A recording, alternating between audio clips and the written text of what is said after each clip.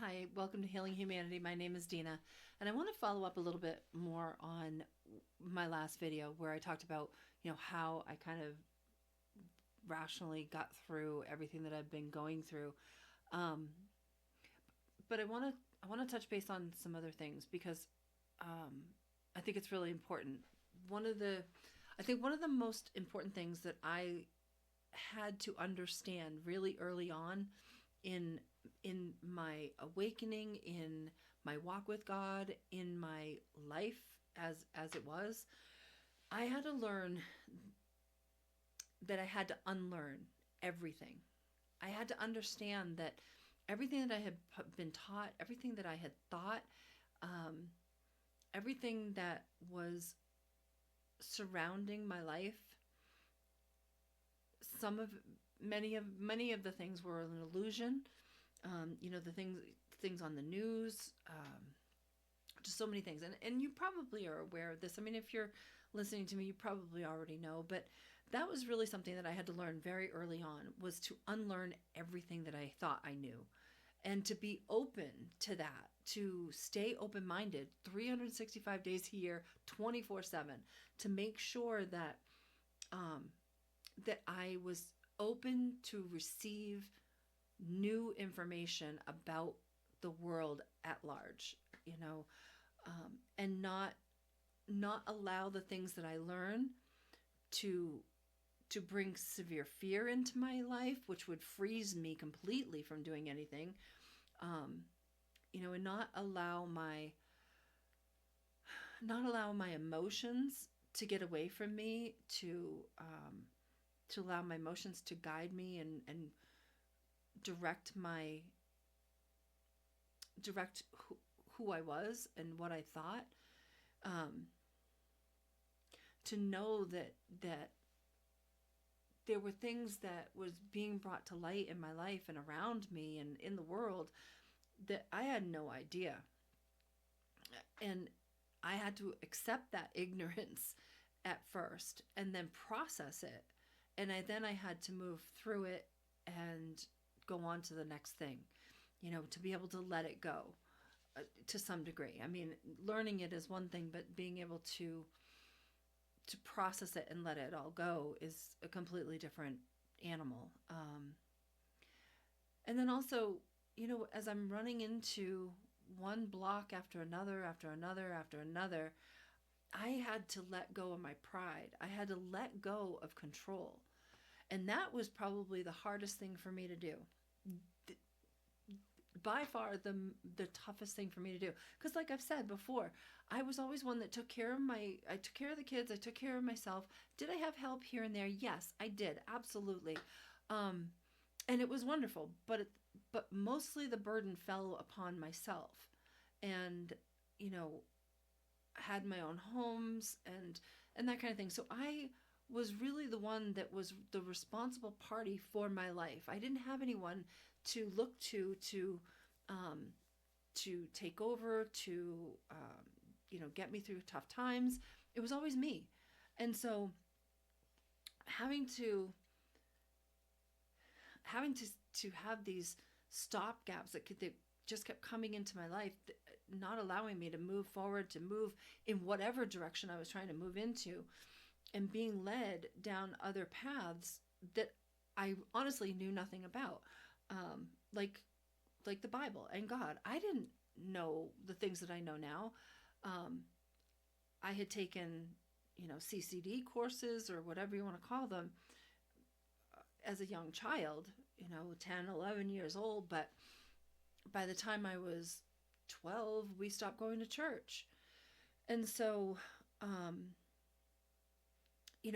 when I'm being directed towards God and directed to the Bible, and trying to find out, what was happening in my life and why it was happening, and what the light was, and where that came from, and how do I explain it, not only to others but to myself? How do I understand it? I had to put that pride aside. I had to go seeking for guidance, for learning that, new things that I hadn't learned before, and to quickly and as much as possible absorb the Bible and its stories as much as I could, and I'm still learning. I could not, I can't, without research, I can't, just rattle off verses like so many others can. It's so impressive to listen to them.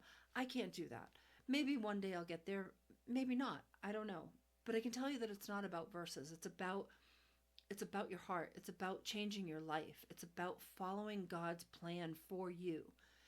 And when you start to do that, you start to realize all of the things that have happened in the past make sense to get you to where you are in that moment.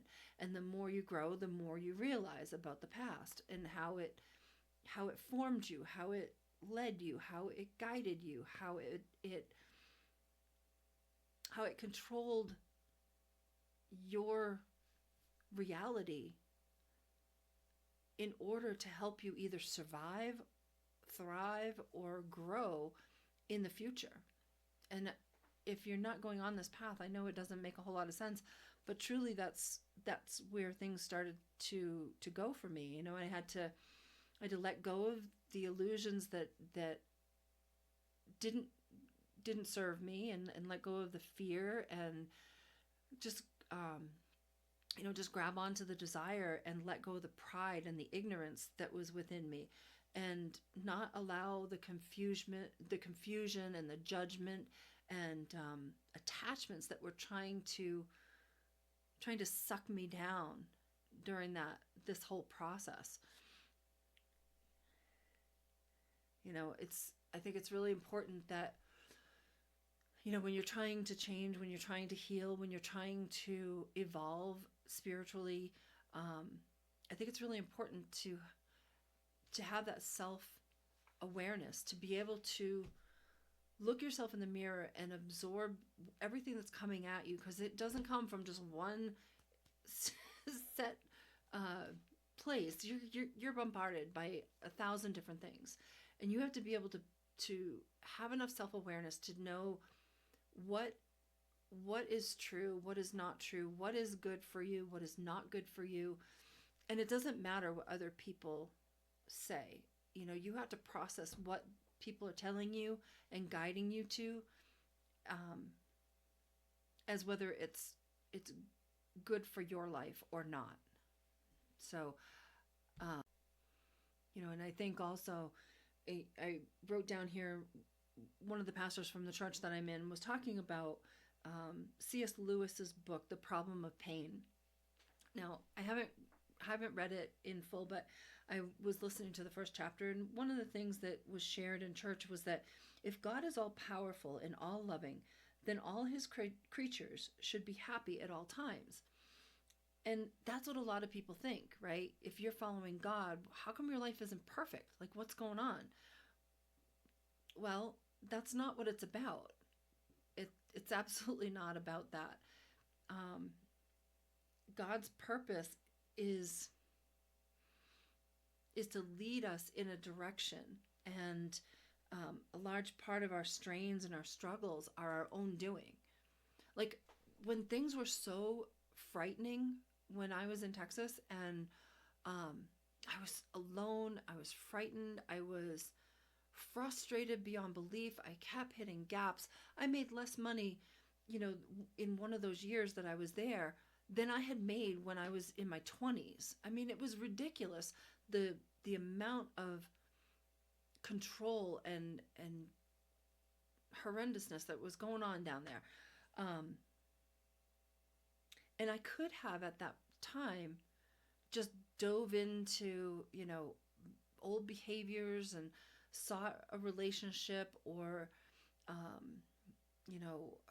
sought the wrong comforts, alcohol or whatever. But I didn't do that.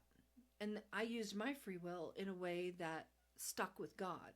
And I stuck that path, and the suffering, according to C.S. Lewis, it's a misuse of our own free will. And that's where the suffering comes from.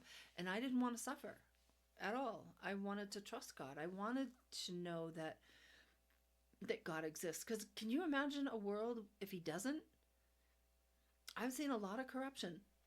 I've seen a lot of greed. I've seen a lot of jealousies that have caused people to act in ways that don't care at all about another's life. I mean, anybody that can sit there and say to someone or about someone, you should have been dead by now. I mean, what a horrible statement and what a horrible attitude from a fellow human being. And that's part of, like, healing humanity, is that when do we get to the point where we stop being so ungodly, so selfish, that we don't even think about what we're saying? You don't tame your tongue, like in James 3. You just, your arrogance is just unbelievable. You have free will just like I do. You can choose it to do good, or you could choose it to do evil. The choice is yours. The choice was mine. People looked and said, why her? She doesn't know the Bible verses. She doesn't know what's going on. She's so quiet. She's not saying anything. Yeah, you're right. I watched what was going on around me, and I think through me, God watched what was going on around me. And I remember thinking one time, I was in Michigan, and I remember thinking, I cannot believe how corrupt people actually are. And I really was surprised. And I probably shouldn't have been. That's my own, naive nature at the time. But I really loved people. I still do. But it's a different kind of love. Like, I truly trusted people. Because I thought at the onset, most people were good. That most people meant well. And the more time has gone on, I find that it's the opposite. Most people are not doing well right now, and they are acting out of selfishness. They're acting out of a corrupt nature. They're acting out of competition. They're acting out of jealousy. And it's just ugly. It's super ugly. So I would just say, when you're on this path, if you want something better in your life, you want to do better, you want to be something more, you have to follow God's plan for your life, and you have to follow and use your free will properly according to Scripture. You cannot use your free will to hurt other people, to look to secure something through witchcraft or through your own selfish ways. You have to use Scripture to guide your life. You have to follow the 10 Commandments. Because if you don't, I mean, how do you expect to rise? How do you expect to do or be something better or different? I guess in the past, maybe some of these things have worked. Maybe some of these corrupt, negative actions have worked. Your free will towards hate has worked for you. But what's unfortunate is that what you're not seeing is the world that's around you right now has changed. And it's not changed a little bit, it's changed a lot. And if you don't start using your free will towards good for yourself and others specifically, there could be a fall at the end. Anyway, so I would just encourage you, again, use the word to guide you. Use the word in your life to help you, to elevate you. And you will meet man's corruption, man, woman, whatever. You will meet that, and that will find you all along your path, because there are systems in place that are just built on control and on competition. But you have to keep going, and you have to stay positive as much as it can be painful. Just keep healing.